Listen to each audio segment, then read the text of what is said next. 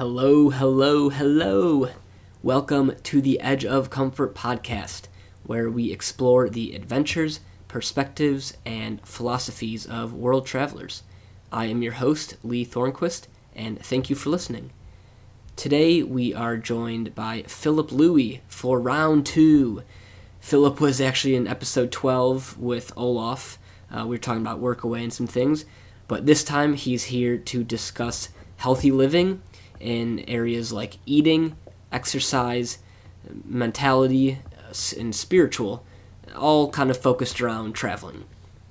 Phillip is traveling for about 6 months around Asia while on extended leave from the Canadian Army Reserves. He's been a part of the Canadian Army Reserves since about 2012, so 5 years now. But beyond the Army, Phillip is one of the most focused people I've met in terms of fitness and a healthy lifestyle, especially in being a traveler and on the road for so long. Growing up, Phillip played many different sports and always kind of considered himself as an athlete. And so his identity as an athlete, which you'll hear him talk about what that means exactly, this was jeopardized after a tough playoff loss in football. This led him to focus on health being a way of life, and also led him to do some pretty extensive research and experimentation with how to maintain and improve healthy living. This includes experimenting with things like fasting, ketosis, tai chi, and gymnastic strength training, among some other things. We do start by talking about his experience with the Army, and then we get into good exercises for traveling. So after discussing these exercises, we move on to eating, and then end with the mental and spiritual side of health. Now, it's important to note that neither of us are experts in these areas we're talking about. You know, a lot of this is based on personal experience, things we've absorbed and read and learned about and experimented with. So don't take everything to necessarily be the almighty truth. If you feel like something we're saying is totally off, totally wrong, please let us know. We're open to learning more or being challenged. Just send whatever you want, more information or something we might be saying wrong, to lee.t@edgeofcomfort.com. And so some of the explanations that we do discuss or try to visualize for you guys, it might be a bit difficult. So if you want to see videos and other resources that help explain some of the things we do discuss, head to edgeofcomfort.com/EOCP13. That's 1313. And they'll be in there on the show notes. So thank you, Phillip, for sharing and discussing for a second episode. Thank you for listening, and let's go. Good morning. What's all the commotion?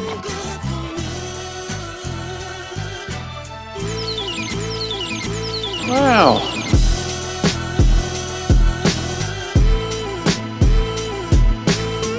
Are bonita fish big? Same, but different.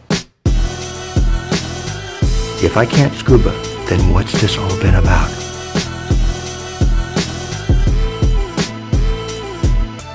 Welcome to the Edge of Comfort podcast with your host, Lee Thornquist. Welcome back to the show, Phillip. Good to have you on here again. Nice to be back. Yeah, this is 2 episodes in a few good days. It's a good turnaround there.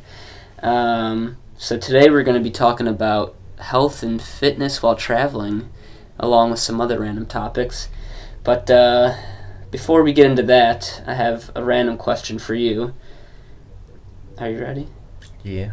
If you could bring any animal or creature back from extinction, which animal would you bring back?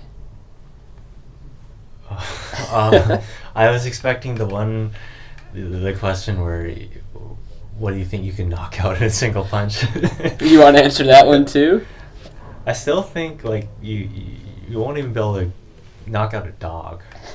Seriously, you're not gonna get a clean punch on a dog. But what the hell did I bring back from extinction? Yeah. I don't know. I don't even know what's extinct, to be honest. Maybe like an aurochs. Apparently they're like a big, like kind of rhino kind of deal. An aurochs? Oryx? Oryx? Yeah. I'll have to look that up. Or it's like a giant ox. Okay. Why? What is... I don't know. It's like, it's massive. Like, you never see something like that anymore. Like an elephant? Oh, shut up. Elephants are pretty damn cool. Yeah. Yeah, it's like a big ass bull, I think. Oh, okay. That would be terrifying. It looks like a You mentioned that thing. Are those actually extinct? Yeah, those things are definitely extinct. Long time. Oh, yeah, those horns are nasty. Yeah, this thing. Oh, that top left one. Oh, gosh. This should fuck you up, fam. Yeah. All right. Well, I'll have to link that in the show notes because definitely never heard of that before. Yeah. Okay. So, but the first question that we were referencing was I asked yesterday, taken from a random post on Reddit actually. What's the largest size animal you think you could knock out with a single punch? So you think a dog? Yeah, I really don't think you're gonna get a clean punch on a dog. Well, you have a clean punch set up. You should probably like take out a lot of like something huge. Just get in right in the right spot. You could probably take out a cow. Like maybe. Well, you probably break your hand first, but yeah, a cow's skull. Yeah, I don't know. You punch it right in the throat. Oh, this is stupid. It's such a yeah. Punch it in the throat or something. Well, if you have brass knuckles on. Yeah, like. No, okay. Well, yeah, that's one we might have to put to the test if animal cruelty wasn't a thing, but Yeah. we care about animals, so we won't do that. Yes. Anyways, let's get into some questions that people actually care to hear about. So I know that you were in the Canadian Army for a few years, so can you just kind of give a little bit of background on that and your decision to do the Army and just kind of what those years were like? Yeah, so I joined right outside of high school. So like 18, I'm 23 now, did 5 years. So was that 2013? 2012? 2012? Like just right at the end of 2012. Okay. But technically I'm still in. So like I joined the reserves, so I'm like a part-time soldier where you essentially get to keep your civilian life, but you also serve a certain amount of time in like a month's period. You're obligated to do maybe like 1, 2, 3, 4 nights of like evening training in like your sort of home unit based within the city. So it's essentially catered for civilians to help augment the military, the regular forces, and you also go out and obligated to do one field exercise a month. And I mean, the time you put in ranges anywhere from that minimum obligation to like full-time as a full-time reservist, but you wouldn't be technically like regular force. You'd still be on like on a contract, but it's signed for a significantly short amount of time. So like for Reg Force, you would sign like 4 or 5 years or something. As a Class B reservist, or like even Class C, you're signing for like 6 months, maybe like a year. Yeah. So yeah, I did that for 5 years. I'm still in. Yeah. I'm on extended leave. So that's pretty damn cool. Like how accommodating it is for the military is for civilians, because I mean, generally people that are joining the reserves have a career, right? They're either like a full-time teacher, full-time like anything. And they put in extra hours on top of that. So like, you're doing a 9 to 5 job. That's 40 hours a week, and then you come in. You're also doing your part, serving on the weekends, on your time off. So you're always going. You're always going. You can get burnt out pretty damn quickly doing it. Just trying to balance your lifestyle, like balance family, balance work, balance army or military, right? Were you doing something else along with that, or were you doing that pretty much full time? That was my main source of income. Okay. Yeah. I don't know, I did odd jobs on the side. Yeah. But I never really wanted to join the Reg Force, just because I knew life. When you're committed to like a 5-year contract, 5-6 years or whatever, it's really like taxing, because you get posted out to the middle of nowhere in Canada. Like Canada's massive, right? Yeah. So I mean, you got like your little army town, some miles over, kilometers over, and then that's it in between. Yeah, you have to take a plane somewhere if you want to go travel, really. Okay. Yeah. So, were you living as a reserve? Were you living on base or anything, or were you? Yeah. You just show up when you're scheduled. I guess what's that? So there'd be little armories, I guess, just in the city and outside the city as well. So you'd have like your home unit, the one that you enlisted in, the one that you joined, and then you would show up there when you're supposed to. Like there are parade nights. You show up for those parade nights, and then you go back home. What's a parade night? Parade, training night. Okay. Yeah. We just call them parade nights because, like, you technically do a little parade every, just like within the unit. Yeah, it's tough to describe army lingo or military lingo. Yeah. Yeah. I'll do my best. But. Okay. So, well, first off, what are the ranks in the Army? Because I actually don't know, like, the official order. Okay, so enlisted, like NCMs are non-commissioned members. You're a private recruit, so I mean, you're just doing basic training. You're just getting your trades qualifications. So I mean, like you could be an infantier, so you do your basic training, and then you go on to battle school and get your trades qualification as an infantier.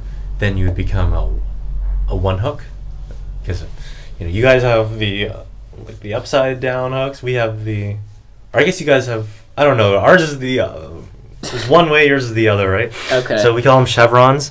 So you get your first chevron as a trained private.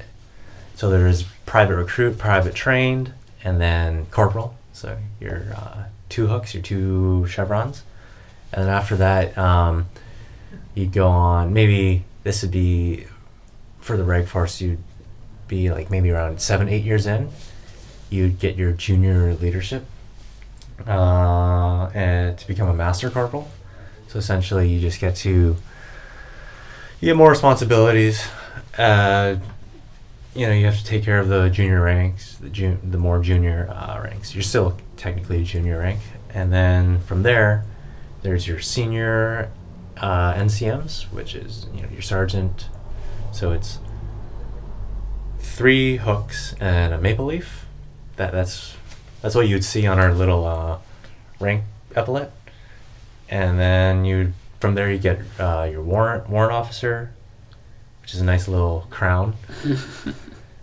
Or it's actually a big crown, because there's another rank that, our major is a small crown. So that gets confusing sometimes. Okay. Yeah.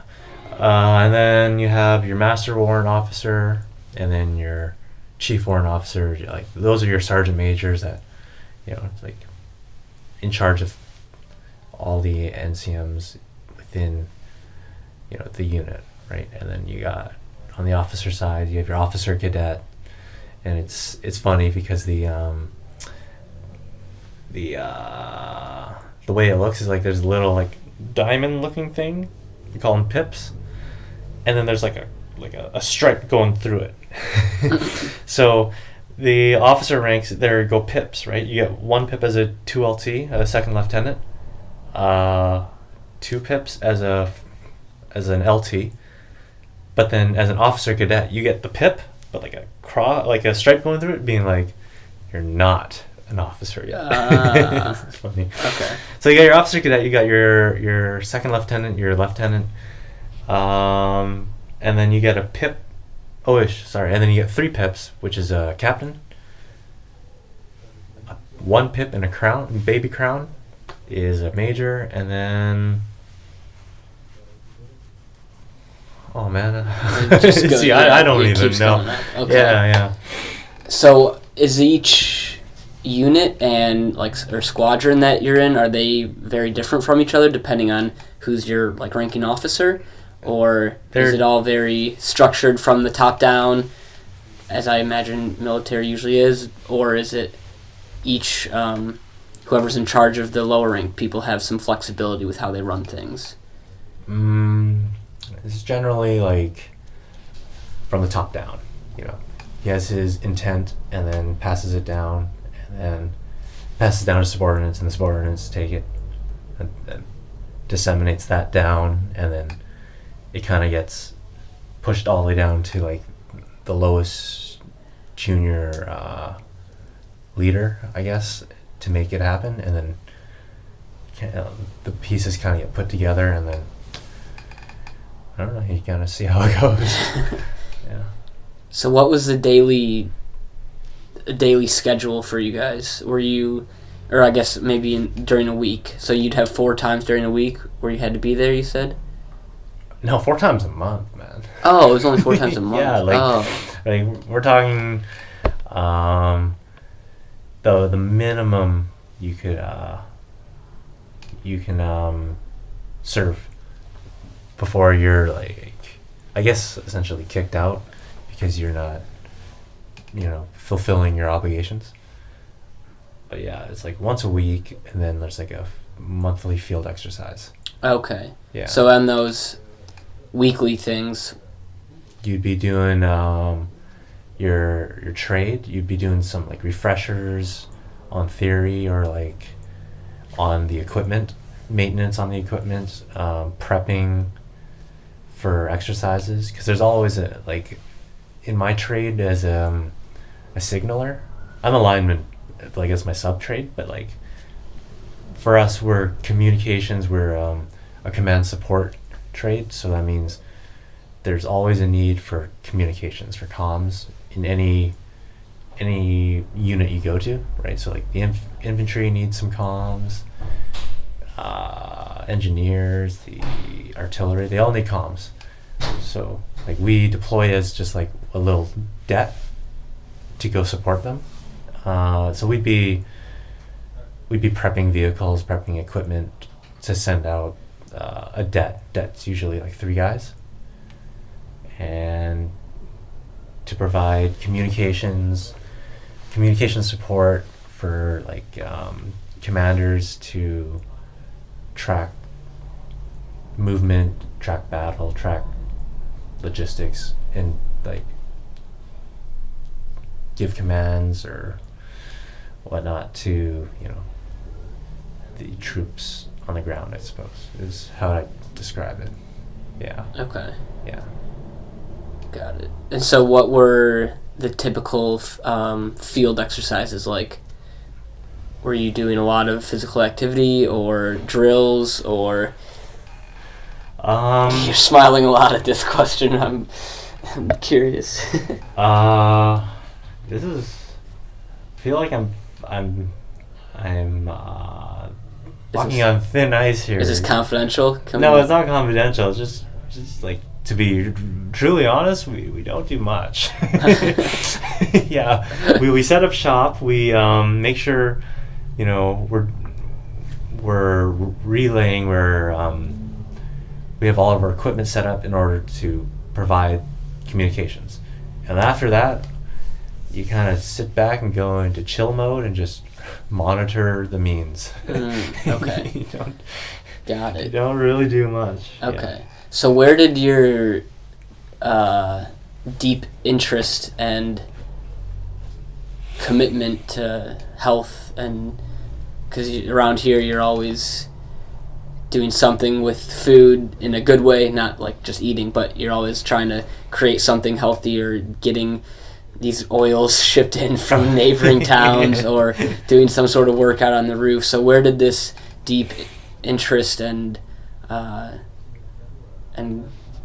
lifestyle, health type lifestyle come from? It's hard to say. Like all my heroes, they're all athletes, right? So like Bruce Lee, Muhammad Ali, Mike Tyson, right? And a few other people, but I guess like just seeing them and seeing like their peak physical performance and shape and physique is just like, it's baffling. It's like, wow. Sure, it puts me to shame, but like it inspires me to, step up my game and these guys are superhumans to me, right? Like, I want to be superhuman.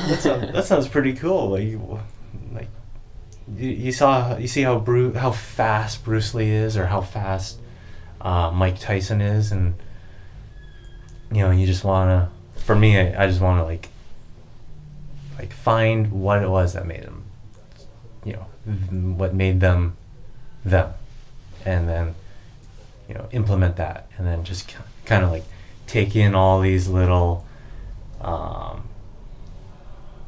things that I like about people, or that I like, that kind of the different attributes of different people, or like characteristics, physical.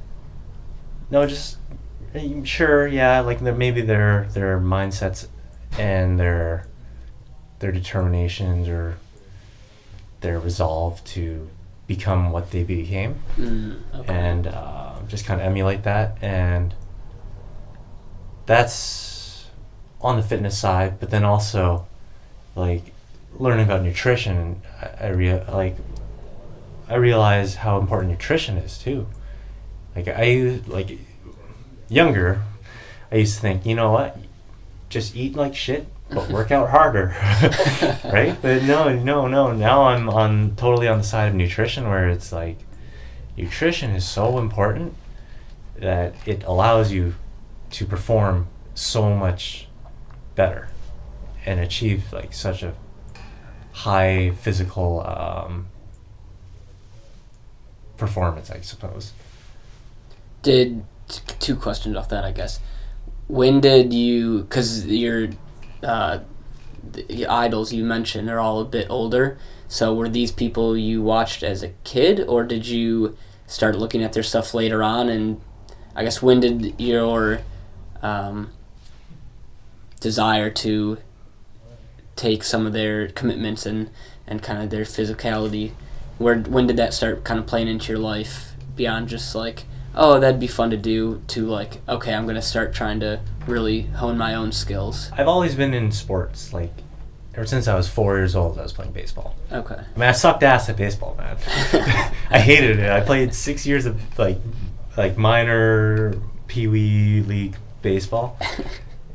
Yeah, but then I got into, I played a bunch of sports. Played like basketball, a little bit of soccer, and then did some wrestling in high school, and then track and field, and then football. Football is so fun. American football? Yeah, American football. And I think just doing all those sports, I'd kind of find like an athlete in that sport I'd I really admired, and then I would I guess I would kind of study them a bit, research them, but then I noticed all the ones that I really like looked up to were like martial artists or fighters, and then maybe because I never did like a martial art as a kid.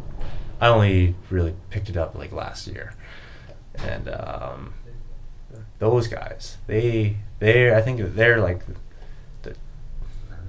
they're all really everyone in their own sport are great athletes, but like to me, those guys are like the truest athletes and gymnasts. I still believe like gymnasts, fighters, and dancers are like the fittest people on the planet. Like just probably because of the command they have of their own body, and like you don't have to be like as big as Arnold Schwarzenegger in order to do a freaking front lever or like a human flag, or like those are like incredible like human feats, physical feats.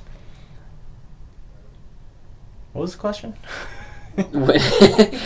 When did your when did you start trying to implement some of these things? Shit. I'd say 2015, beginning of 2015, end of 2014. Okay. Like where I really went for it. Was that in a specific sport or just with any type of physical thing you were doing? This was after high school, so I wasn't doing any like organized sports. I was actually still playing football, but it was like a beer league football. It was embarrassing because no one took it seriously, and everyone like at that age, like you're out of high school, you're working or you're in school, and then you go to a like beer league football, and people don't really. It's not very serious. Or don't come out to practice, and like there's 7 people at practice, and you can't get anything out of it. But 2014, the end of 2014, I'd say is when I really decided to dive into like just overall health. That is like both nutrition, fitness, like mental health, like with meditation and like even like sleep. I was really like naive about it before then. And then I discovered Jack LaLanne, I call him OG Superman. Jack LaLanne? LaLanne. Jack LaLanne. So okay. This dude is he's like, you know the jumping jack? Mm-hmm. That's named after him.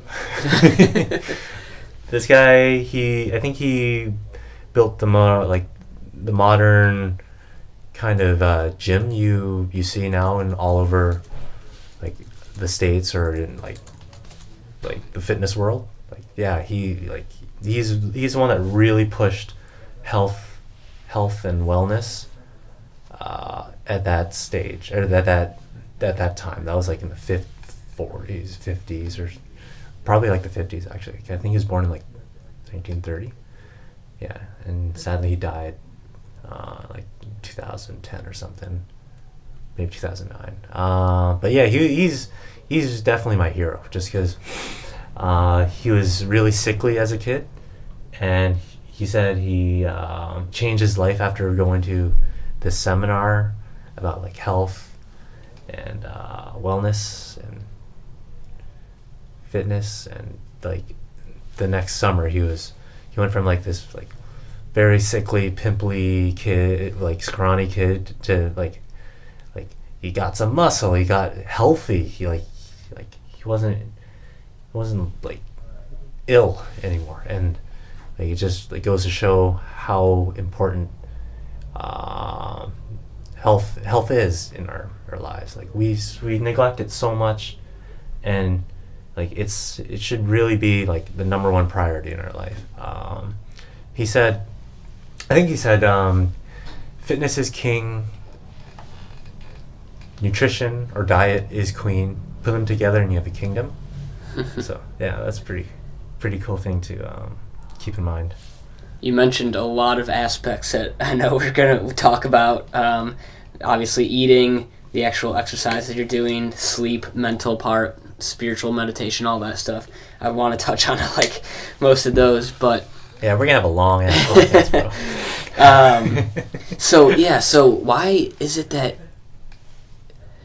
Not that it's so hard, but why do we ignore? I mean, this is obviously maybe based on the individual, but why is it that so many people ignore health in areas of their life? You know, they'll focus on their career so hard, but health is sometimes pushed to the side, or it's, I'll do this, and then you do it really well for a month, and then suddenly you burn out or stop going. And why do you think that happens so often in our society, and what are some ways, whether it's a mental shift or just to focus on that more and do it consistently, if there are any, if it's... I think it's just like your priorities, really.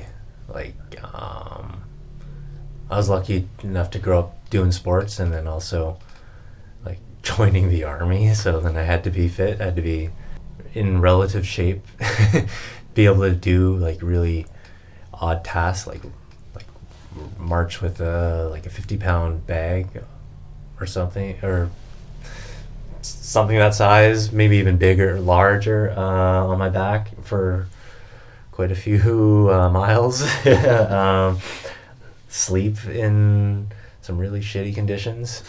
That's why... Which you've continued doing, yeah, it's outside of the army. Yeah, that's why I'm not really too concerned about sleeping on the streets. I'm like, I've been in worse. Been in way worse. But I think it's just, your priorities, really. Because I've definitely made health like the number one priority. And then health and travel. Because while I'm here traveling, it's so hard to eat healthy, man. In fact, I always go out and get a damn ice cream cone or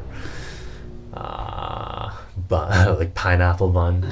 So like, it's definitely hard. But I think as long as you're kind of honest with yourself and you know what you want down the road, like I don't want to be fat at any stage of my life, but especially like later on, I don't want to be like falling apart. I don't want to be broken and like aching in all my joints. I probably will because of maybe just the stress I put on my body from exercise. But now that we're kind of doing things a lot, now that we know so much more, now that I know so much more about nutrition and everything, I can hopefully mitigate that and live like as long as Jack LaLanne did. He died at like 96, just under 100. Was he was probably pretty fit at that point too for a 90-year-old. He did gymnastics. Like there's photos of him at Muscle Beach. Yeah. Oh my gosh. Yeah, you should look that up. Yeah. Like I think he set a record for most push-ups or pull-ups at a certain time, and he did it on live TV. God, I'm gonna talk a lot about Jack LaLanne. I think he swam the length of the Golden Gate Bridge underwater with like 100 pounds of like respiratory equipment, like oxygen tank and everything. But without the oxygen. Huh? Wait. No, he did it underwater, but like he had 100 pounds of like. Oh, I don't know, but I guess like it's not as impressive because it's not that you don't weigh that much in water. But he did handcuff too. So wait, he swam the length of the Golden Gate Bridge underwater. Yeah. With or without oxygen? With oxygen. With oxygen. Yeah, there's handcuffed. Yeah, handcuffed. So wait, how's he kicking and how's he swimming? I don't know. Like, this guy's badass. What's the point of doing that if you have oxygen? Because you still have to stay afloat, or buoyant. You don't just sink to the bottom. I don't know, when I heard it, it sounded so much cooler. When I read it, there's photos of him doing that. I'm like, damn, that's Okay, cool. we'll need to look that up. He also, I think he pulled like 70 boats that like swimming. There's like a person in every boat. Maybe not 70, but like a shit ton of boats, like little rowboats. They're all linked together, and he just like has a rope in his teeth, and he's like fucking freestyling or like breaststroke. So he's just a athletic freak. He's a beast, and he wasn't before. That's what's amazing. Like it's not just genetics. Like he found a way and built himself up to it. That's why it's like anyone can do this. Anybody. So it sounds like, just based on these, looking at you and looking at him, just kind of comparisons, is the outlook you have on it is a lifetime thing. It's not. It's a lifestyle. It's a lifestyle. It's something that I'm going to be focusing on this until the day I die. It's not like, oh, I'm going to try to get fit this season for the beach, you know, cutting season, or maybe you do have like cycles with how you work out, but it's not a short-term thing. This is a life. Yeah, this is a lifetime type thing. Yeah, this is my life. Okay. Yeah. That's a good way to look at it, I guess, because then you aren't worried about, oh, I didn't get these results this month. You know, you're looking at such long-term results, because. Yeah. Then I was telling you earlier, like that's why I'm so drawn to gymnastics, like gymnastic strength training, because, like the way it was described, it's like this is a lifetime thing, like. To achieve like that front lever or that straddle planche, like these are crazy like calisthenic movements. It'll take you years and you got to be committed to those years of just solid consistent effort, and or even doing like a middle splits or something. Like I'm extremely proud to say I'm like so fucking close to a middle splits, and like I was like broken before then. Like my back was hurting so much. Like I couldn't do most of the exercises in the routine I had. And then over time, like maybe 2 months, 3 months, like slowly just kind of like my like tendons and my joints kind of like shifted and they fixed themselves, and then that's been this whole process for the last, I don't know how long I've been doing now, a year and maybe a few months, like 15 months or something. So like gymnastics is something I'd suggest to everyone. Yeah, gymnastic strength training, not like the hardcore freaking Iron Cross or stuff you see in the Olympics. That's nuts. That's elite level. So let's get into a little bit of exercises while traveling, because for traveling, I guess for the purpose of this conversation, we'll keep it at traveling for a little bit longer term, meaning 3-4 weeks and more, at a point where you want to keep a good routine going. Because if you're doing a week or two of traveling, I understand maybe you're going to take some time off, or you're going to focus on other things for working out. But so for the purpose of these exercises and working out while traveling, let's keep it a little bit longer term. But I guess, so what type of workouts are you trying to do when you're traveling, and what sort of exercises can you do? You don't have access to weights really, or state-of-the-art gyms like you might back in this city or your home base. So what sort of exercises are you trying to focus on? Just the bread and butter, push-ups and pull-ups, sit-ups and squats. Like there's a dude named Pavel Tsatsouline that coined the term "grease the groove." So like essentially you're just going to be doing, like, let's just take push-ups for example. You're not going to do like a push-up workout, but like throughout the day you're going to be doing push-ups all day. Maybe do a set of like 25 push-ups. All right, and then you just kind of hang out and then go out throughout your day and then do another 25 push-ups. And then do that throughout the whole day, and then maybe you want to, like, you have a quota you want to reach for that day, and maybe it's 300 push-ups.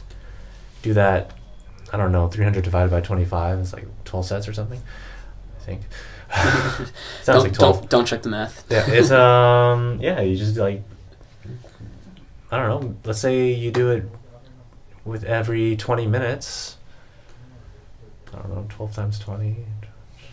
I don't know, let's take you maybe 4 hours to do 300 push-ups.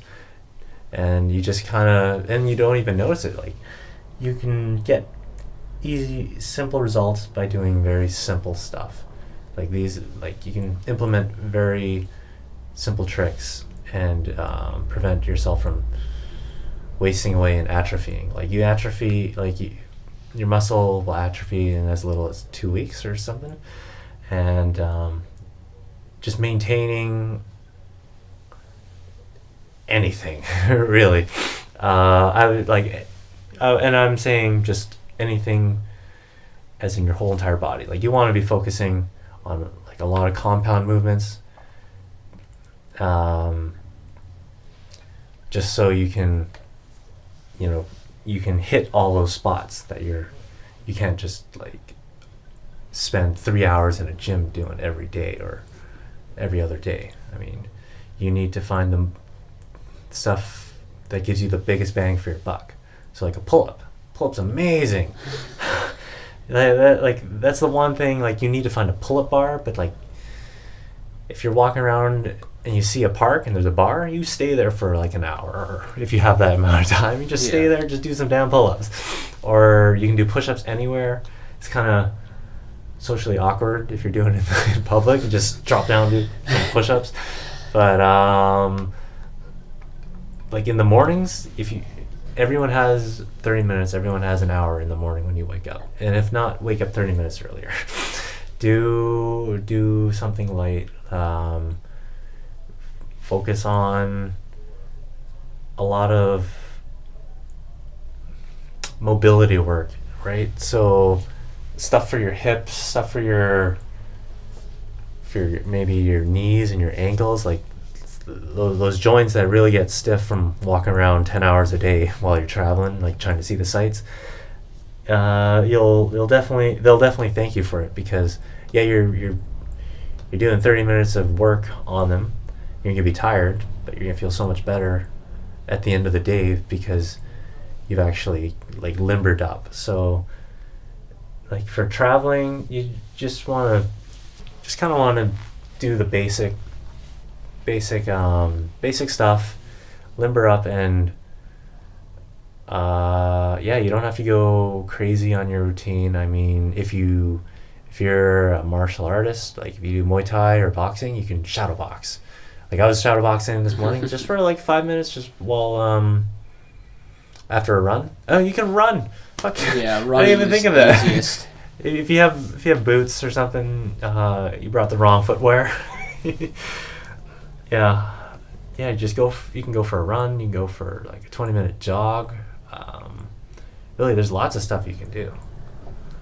So for someone like yourself and myself, who were traveling for a really long time, 6 months and more, there's a difference between maintaining your health and improving to a certain extent. So, like for myself, I'm pretty skinny and a little bit scrawny, so if I'm trying to build strength or if I'm trying to really improve muscle mass, is that possible to really do with calisthenics and body weight for 6 months or more, or do you really have to get creative and try to get some weights for that, or just know that you can only reach a certain point? You can definitely get jacked from calisthenics, but you have to put a lot of extra time and effort into it. So I mean, you're gonna have to do a lot of extra reps. But I think if you can find weights, get the weights, because you're not gonna have the luxury of going to a gym. Maybe you do. Probably not. If you're in a hotel, you can go to a gym. But like for us, if I'm passing by a gym, I'll look in there. If it's cheap, I'm going to do a workout, and I'm going to maximize my time on those weights and just do some stuff that I feel like I've been lacking. So like for me, my biceps are pins, so I make an effort to do some bicep curls.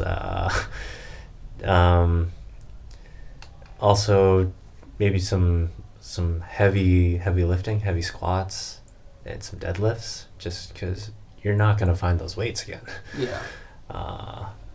Yeah. If you're walking around, you find a park, you see that pull-up bar, you make the most of it. So I guess that's one thing you can do to improve your health. I mean, anything you do more than nothing will improve. If you have a routine already that you do back home, you can just tweak it to the environment and the equipment you have with you, and just, I guess, do a little research and find some exercises that's going to hit a lot of points for that one exercise. Like good ones like the J curl, like I showed you this morning. That thing is Coach Sommers. He's the founder of Gymnastic Bodies. He's on Tim Ferriss' show. That's like one of his like prerequisites or what he uses to screen all his clients first. Like, what's your mobility like? Because mobility is a demonstration of strength at the end reaches of your range of motion. So, I mean, you can be flexible as hell, but like if you can't do like a certain movement at that that range of motion where you're demonstrating nice flexibility, then you can improve strength right then and there just by doing exercises where you can reach those end ranges. Yeah.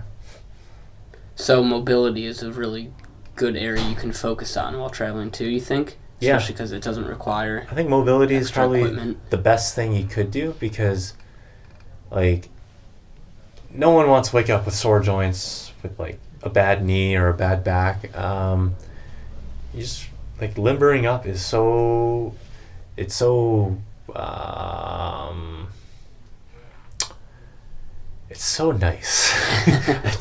Like you just feel so loose, and you feel so kind of just good afterwards. It just So is limbering up, is that just doing stretches or doing like some yoga stuff or doing these like movements with the shoulders and all these kind of a little bit more complex mobility things, or what do you mean by limbering up? Yeah, it can range from a whole bunch of things. So like yoga, that's a good way of limbering up. Do you do yoga? I don't. That's why I do gymnastics. Okay. Yeah, it's people always ask me like, "Oh, you doing yoga?" I'm like, "No, we're getting strong here." But yoga is something I never got into. Have you tried it? I did it in high school. Like, they had like a yoga teacher come in and do like 3 classes. I'm like, oh, this is cool. But I could never get into it. Oh yeah, I've never tried it. Yeah. It's big I think it's big around the world for sure, but it's in a lot of places in Asia too, at least in Southeast Asia. But yeah, that's just, I think with any exercise you can get. Yeah, like my morning routine, I limber up with Tai Chi. Oh yeah, let's talk about Tai Chi. Oh shit. Or maybe we'll bring that back in a little bit, but yeah. So we were on limbering up. So yeah, I guess so not yoga if you're not doing that, but obviously I think yoga is easy to do while traveling. Yeah. Oh yeah. Yeah, depending on where you are, I guess, or if they have mats. You don't even need a mat, really. I mean, upstairs on our rooftop, it's cement, so it kind of it's nice to have a mat. But I mean, if you have this floor, it's hard, but you can get the job done on this floor. I mean, the mat's like a centimeter thick, anyways. Like, you're not getting any padding. Yeah.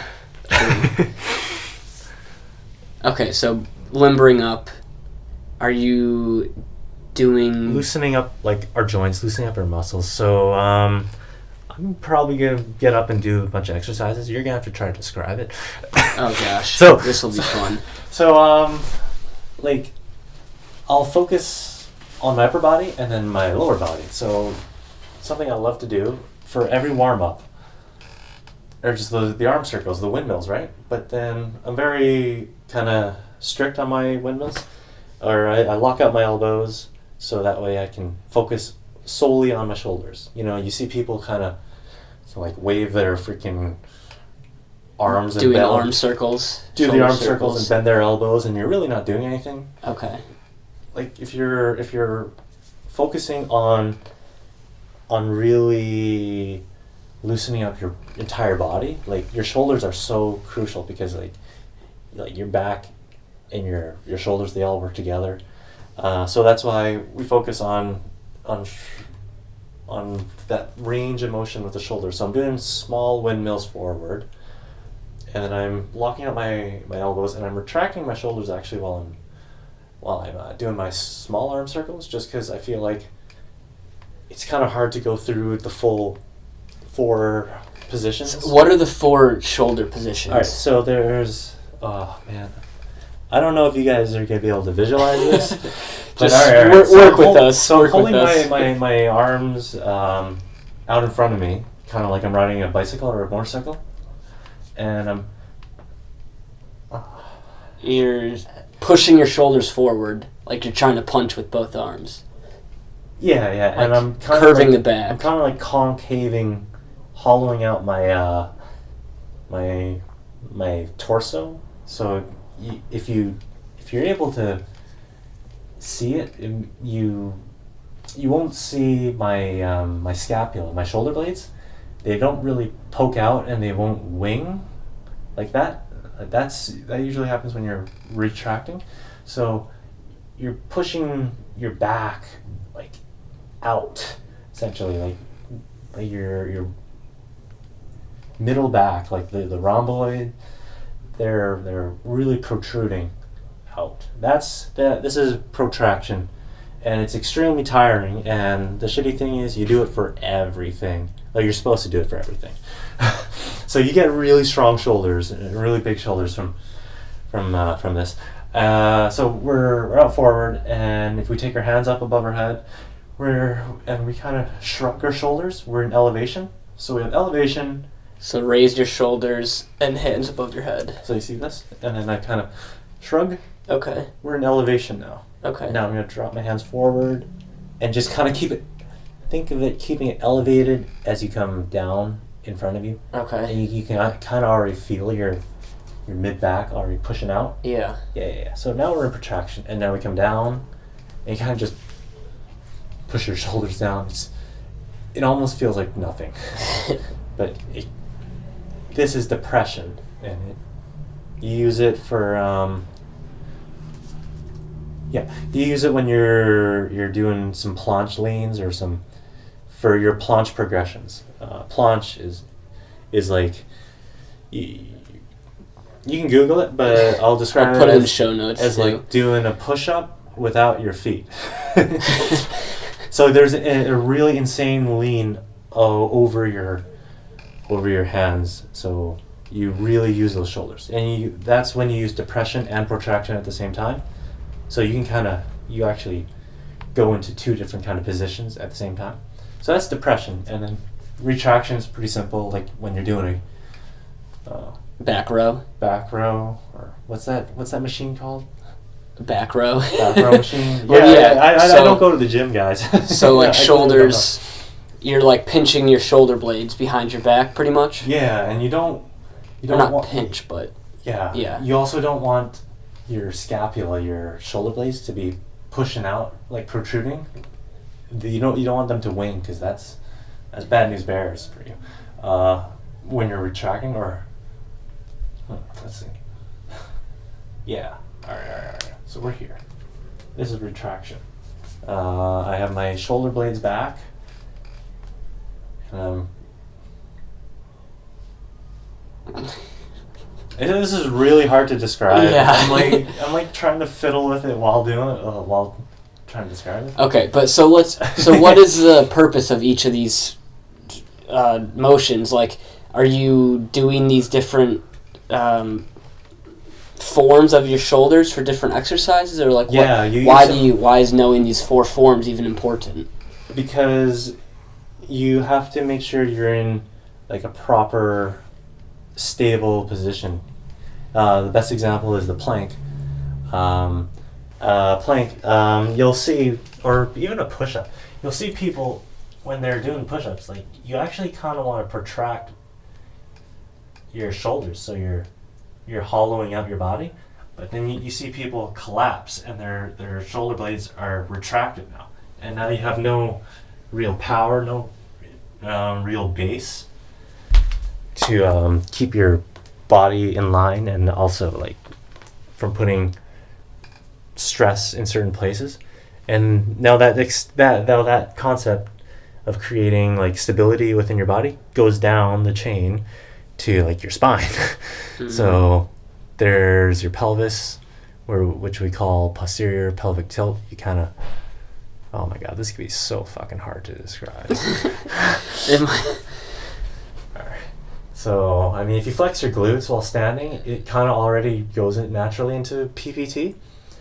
Posterior pelvic tilt. Posterior. We'll show notes it, okay? Yeah, and then if you do the other way, where you kind of like arch your lower back into extension, where you kind of do like a seal pose or cobra pose in yoga, that's essentially APT, anteriorly tilting your pelvis, so anterior pelvic tilt. This is what people do when they do a plank, and you're not engaging any muscles to support your spine. So your spine's just hanging there, and it's incredibly damaging. Like it's bad shit. I don't recommend people to do planks if they have like a very weak core to begin with, because then they're gonna slack and then collapse. Just put all the pressure on their spine, in all the wrong way. Yeah. So then, I mean, it looks like I'm humping the ground almost. It looks like a downward dog pose, I think. Upward dog. Upward dog? I don't freaking know. Oh, that's another term. Upward dog. Okay. Yeah. All right. So, anyways, now we kind of want to be in like PPT while we're doing a plank or a push-up. So now my shoulders are protracted. Sorry, can you hear? I don't think so. So my shoulders are protracted, and now my pelvis is tilted. And even at this stage, like I can feel my core all the way down to like the very bottom, like where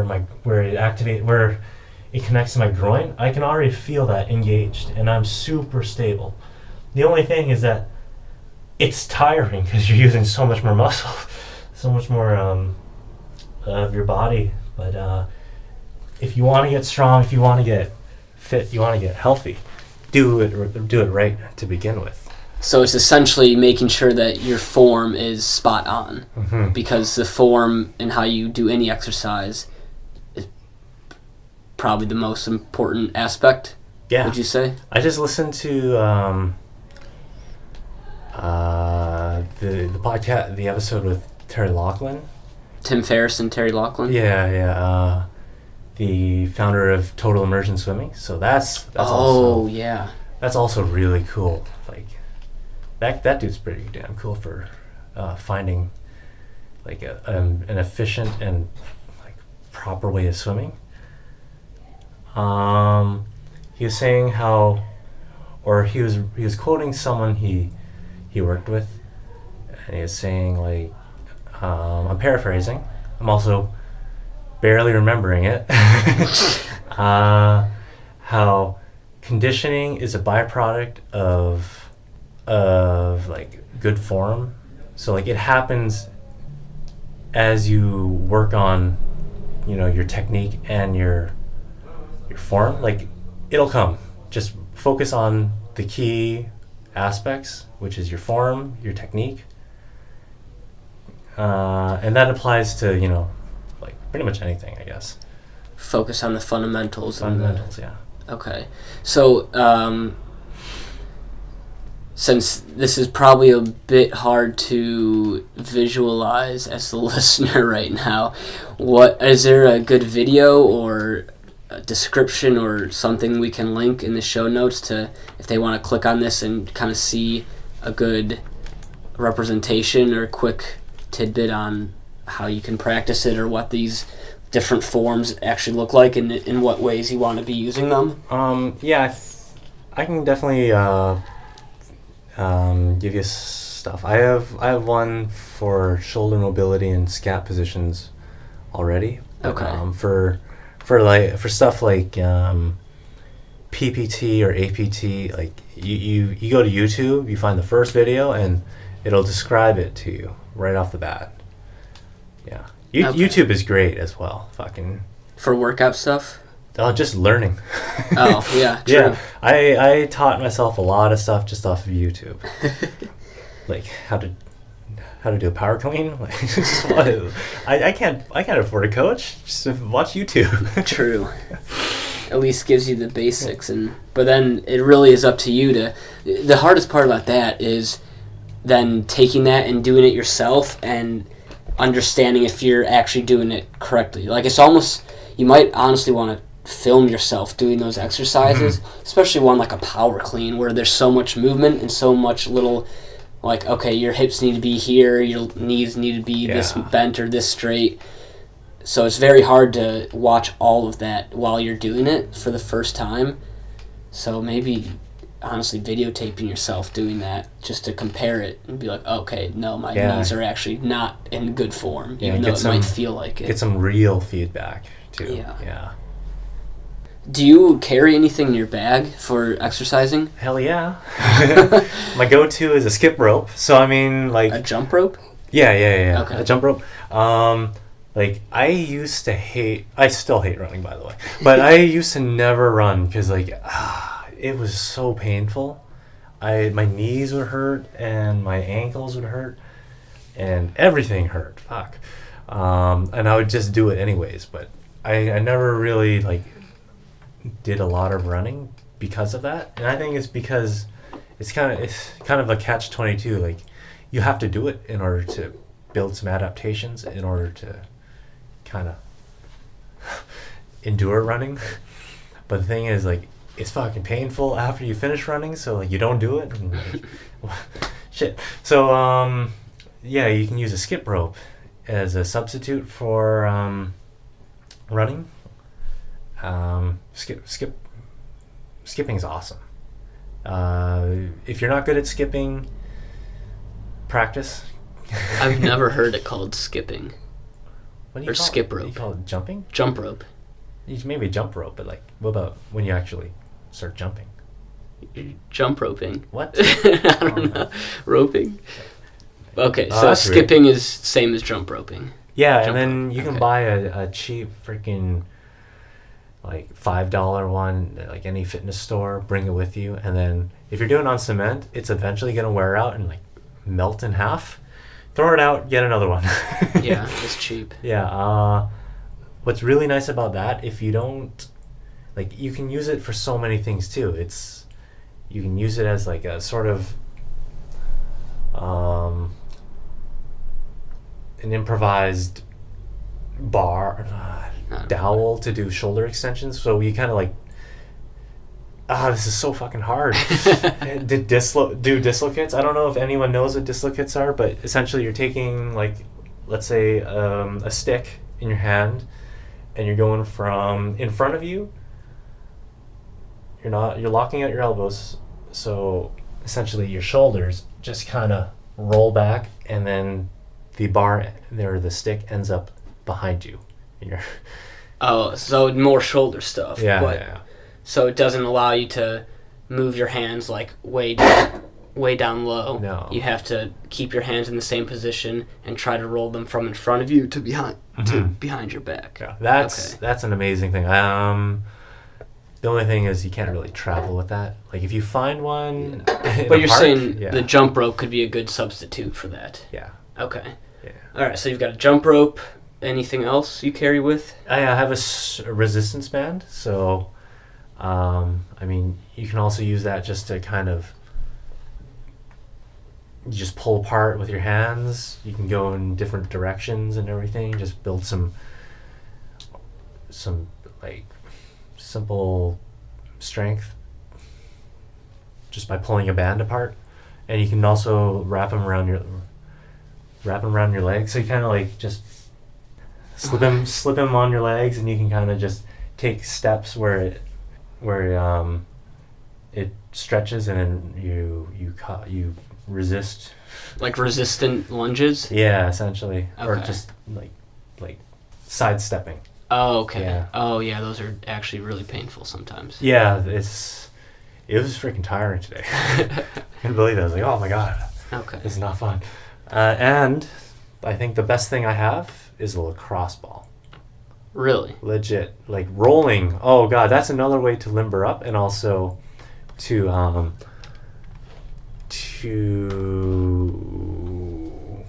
knead out all those little aches and pains at the end of the day.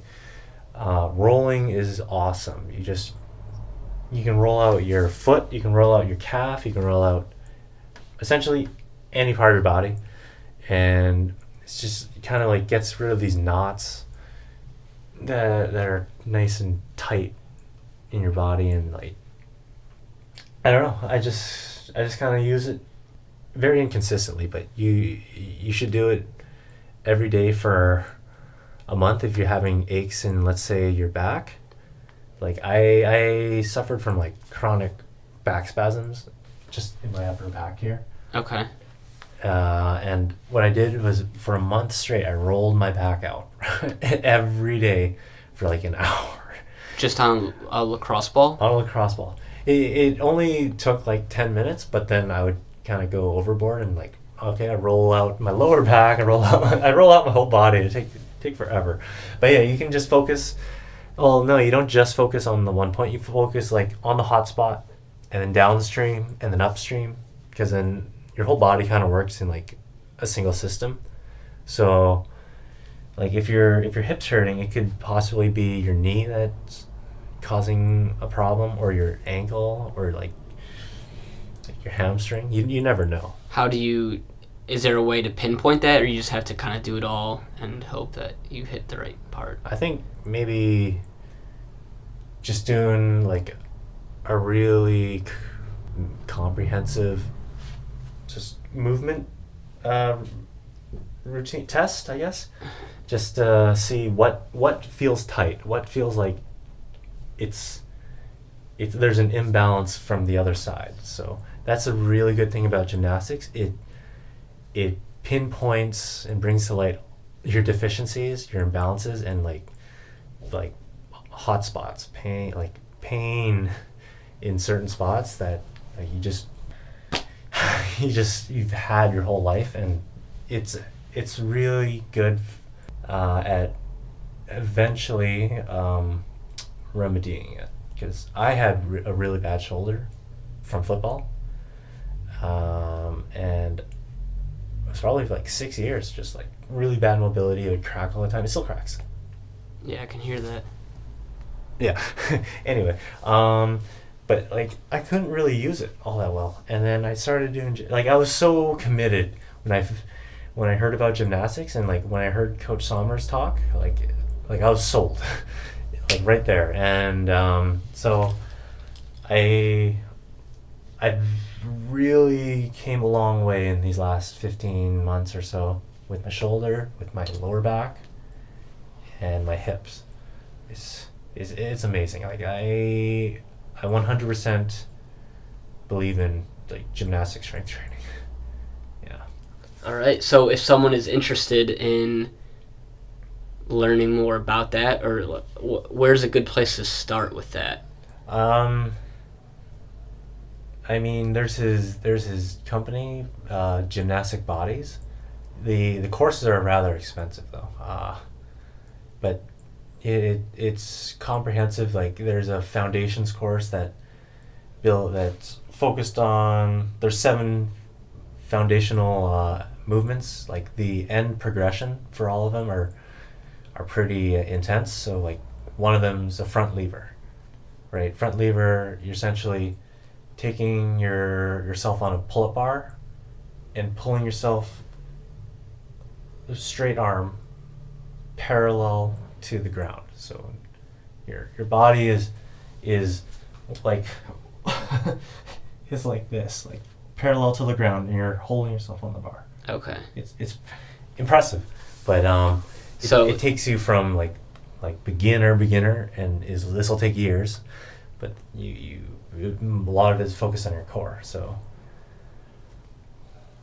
do you know how much the total of that course costs? the foundations course, Yeah.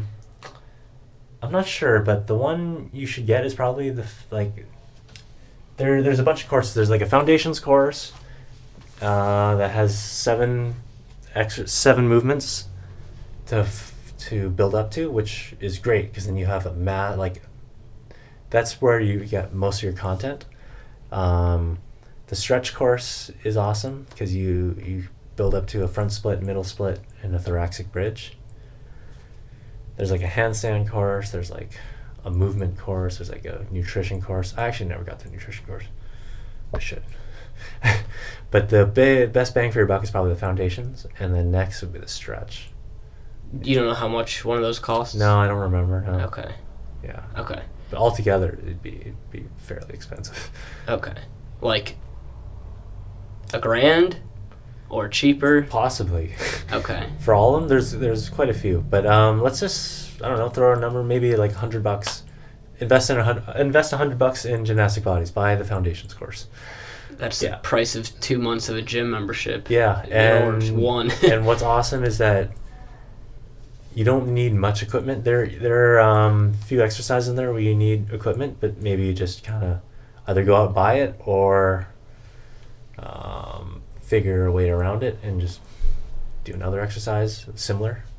So if someone doesn't want to, fork out the cash. Yeah, or if they're like, maybe it's something that I could like, but I kind of want to experiment a little bit before I drop $100 on this different method that I've never done. YouTube and a lot of hours. Just YouTube gymnastics strength training, or you just gymnastic strength training. You're gonna have so many different channels. It's you can find like a good gymnastic channel.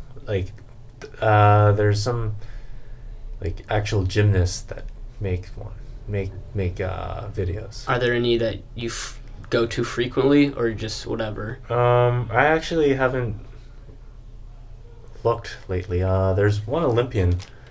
I think he kind of makes funny vids or whatever. But they also monetize they've made a course as well, and they monetized it. Okay. So I mean, if you want to get into it, you're gonna have to probably pay a little bit. Yeah, a little bit of money. Okay. Well, it sounds interesting, and I know I do remember reading something from Coach Sommer, or maybe I listened to that podcast episode too. But yeah, it is very interesting. I mean, the fact that your ailments and problems you've had for 6 years are now they're not gone. But they're miles apart, like miles better. Yeah. Yeah. But definitely have to be consistent with that for sure. It's, with any sort of fitness. Yeah, that's the whole thing. It applied to me especially because it's a lifestyle now. It's this is my go-to thing. What do I do when I need to work out? We'll just do some straddle planche stuff. It sucks, but it's the best. You get the best bang for your buck. Have you felt that that's improved your life or physicality in other ways that you hadn't predicted? Wait, sorry, say the question again. Have you felt that these very unique exercises, or maybe not as popular among the masses, gymnastic strength training and mobility type stuff, has that impacted your fitness level and strength in other ways that you hadn't really envisioned? I think like with gymnastic strength training, you're remodeling your connective tissue. It's a means of strengthening your tendons and your joints to protect you from injury, right? Like as a kid, we can do so many different kind of movements that we kind of lose when we're older.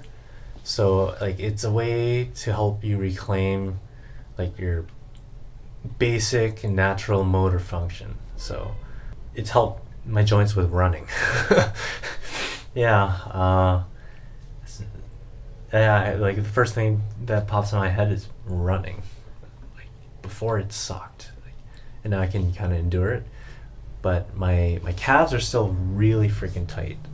I think that's from a history of like really weak ankles.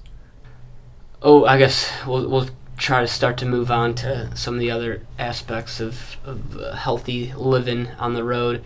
But I guess so overall, fitness summary, a lot of calisthenic type stuff, can work on a lot of flexibility and mobility. Yeah. That it's actually probably honestly a good opportunity to, because when you have access to a gym and stuff, you might overlook that. You know, at least I think I would. Yeah, I think if you're opened up to it, then you have such a huge database of like exercises you could do, and then now you have like weights you can apply with it. So like you're not just holed up in one single like dimension. Like you're multi-dimensional in your workout regimen now. It's pretty insane. Okay. It's cool. Like now with like doing other kind of sports or like martial arts, like I implement Muay Thai or like Tai Chi into my workouts too. So like you just keep adding things and it just really get your own kind of concoction of exercises that work out for you. Yeah. Unlocks a lot of new possibilities. You feel like? Okay. There's another cool thing called MoveNat. MoveNat? Yeah, it's this philosophy this guy came up with. Like, we should all be able to do basic movements like balancing, running, crawling, jumping, climbing, traversing, which is like horizontal climbing, lifting, throwing, catching, and carrying. So like that falls right into like the whole calisthenics and gymnastics kind of deal. Like you just want to be functional. You want to be able to do basic movements. Yeah. Yeah. MoveNat. Okay. So is that whole thing is that like a program that focuses on those areas, or what's MoveNat? Is that just a philosophy? So MoveNat. I think that's like the name of the company. Okay. Now, if you Google it, yeah, MoveNat LLC. Okay. Like workshops and everything. There's a book out. Got it. You watch the video on YouTube, you're like, damn, that's cool. We'll link that too. I want to be able to do that. Like the dude, he's just like, crawling under trees and like doing a muscle up on a tree branch and like jumping from like rock to rock and like. Just seems like pure strength and agility. Yeah, like think of it like parkour almost.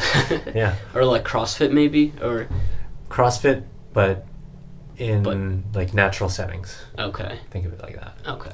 Interesting. All right. Well, we'll get on. So that's definitely opened up my mind to some possibilities to do. I've just started now, trying to really get back into a good routine. So that's nice to. Have a little bit more direction or areas to look into. Mm-hmm. But all right, so definitely want to talk about a little bit of eating and some food stuff on the road, as well as get into the mental and sleep type stuff, or maybe some spiritual like meditation. What do you want to go into next? Nutrition sounds good. Nutrition? Okay. Okay. So traveling and eating is always tough because you're going to a new place. Usually it's a place that has a unique food or something that they're maybe well known for. Yeah. You're eating out a good amount, and it's hard to, when you go to these restaurants that are famous for some crazy food, usually that's not the healthiest food. So how do you deal with these cravings? How do you still get a good taste of the culture's food but still eat healthy or cook yourself? Or I guess, what's your daily food outlook look like? It's so hard to say because, like, I go to 7-Eleven, I buy a freaking ice cream cone. And yeah, it doesn't fit into my overall, like, health scheme or what I typically do for nutrition, but like maybe that's one thing I could stop doing. Like, go do the staples or like the the restaurants that are, you want to go to, but like cut out the stuff that are completely unnecessary. So like the little snacks at 7-Eleven or Fat Mart, or like the little pastry buns that you can do without, but you just cave in every time. Yeah, nutrition in travel is so difficult. Just here, like, I was lucky to get like a bunch of Gucci groceries, I call them, because like I got some cacao powder and some MCT oil, some coconut oil, what else did I get? Chia seeds. Like this is when it came in from, I don't even know where, like, the package came in. I was like a kid on Christmas, like, oh my god, it's fucking here. I ran upstairs and like tore it open. Yeah. So what are the MCT oil, coconut oil? What are these oils? What are they good for? I guess I don't know anything about them. Why were you so excited to get these? And you had to get them specially shipped from the town next, like, a few miles away. Like, why did you want these so badly? It's because it helps. Fat is good for regulating, like, your blood sugar, because, like, essentially once you burn out all your glucose, you have you're running off of fat. So we're going to ketosis now. So ketosis is like a fat burning state where you use ketone bodies to feel your body. So the analogy is like throwing a log onto a fire, whereas like sugar or glucose is kindling. So like it's a lot more stable. Like ketone bodies are a lot more stable, like slow burning, and like you're not going to suffer from a bunch of insulin spikes. What exactly is insulin though? It's best known for helping us transport carbs in the form of glucose from food into our cells. So like insulin, it circulates in your bloodstream, where it like picks up glucose, moves it throughout your body, and then can be used as fuel. Extra glucose that cells don't need is stored in the liver as glycogen and deposited in fat cells. So, I mean, if you start eating a ton of sugar, you're using that insulin, vesseling all that glucose, but now once your cells take it in, like it has nowhere to put it, so it just stores it as fat. What happens when you go into ketosis is you're no longer running off of sugar. You don't get these massive insulin spikes that that you get like off of other types of energy sources, or like so you like sugar is very inefficient, right? Is it a source of energy? It is a source of energy because you constantly need to keep eating, like, in order to fuel yourself. But with fats, like, you can go a lot longer with a lot less, because like it's so dense in calories. like a tablespoon of MCT oil is like 130 calories. Imagine taking 10 of those. You already got like almost half your daily intake for calories, right? So is it good fat? I mean, I know there's kind of there's this difference of, there's good fat and there's bad fat. So are these oils just a really good source of like pure good fat, or what makes them? Yeah, so like coconut oil, like avocado oils, like all these, they're saturated fats that they're high in like omega-3s possibly. I feel like I'm unqualified to talk about this, but I practice ketosis, and essentially you want to be just intaking a lot of freaking fat. So we're talking about like 75% plus calories from fat. So let's say you take 3,000 calories a day. What is that? In like 75% of that. 3,000 times 0.75. Fuck. So like almost 2,300 calories are just from fat. So you can get that from a lot of like avocados or nuts and seeds and like coconut oil or even like animal fats. But you want to be reducing your carbs, because then like that's what's going to give you like these big insulin spikes. I mean, anytime, like if you intake anything, any calories, you get an insulin spike, but it's not this extreme. Massive peak. Yeah, right. And the more insulin spikes you cause, your cells become less sensitive to them. So it's actually becoming resistant to insulin, and now it's less effective. And this is what's called like metabolic syndrome, and that's like a precursor to diabetes. Yeah, so it's good for regulating your blood sugar. It's good for mental clarity. I have noticed when I'm doing ketosis, I'm a lot sharper, like a lot more focused.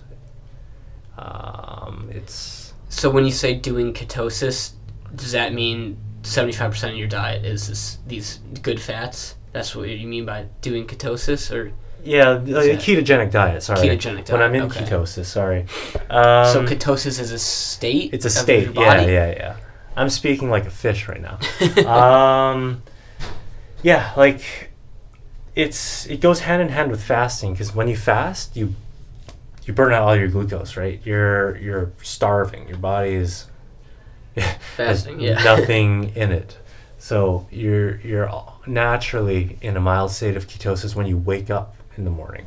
So that's when you go to sleep 8 hours, you're already 8 hours fasted. So if you do like a 24-hour fast, you're now in a further state of ketosis, and then like when you break your fast, you can extend that ketosis by just intaking fat, because you just take like 80% of your calories, boom, you're already set for a ketogenic diet. Okay, so what is? Sorry, I think I'm having hard understanding this. I'm not doing a good job describing it.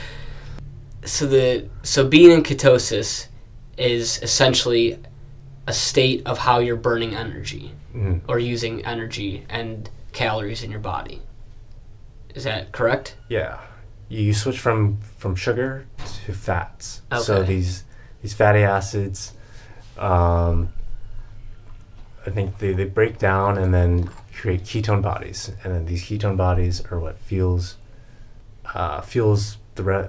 you instead of sugar. Okay. Yeah. So it's a better way to.